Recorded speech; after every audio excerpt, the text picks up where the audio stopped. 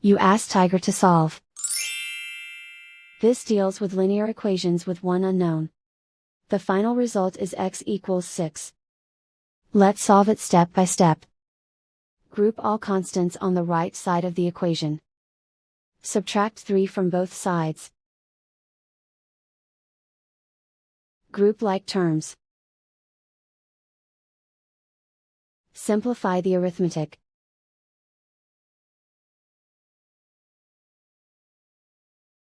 Isolate the x.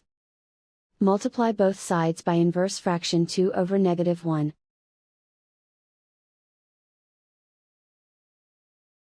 Group like terms. Multiply the coefficients. Simplify the arithmetic.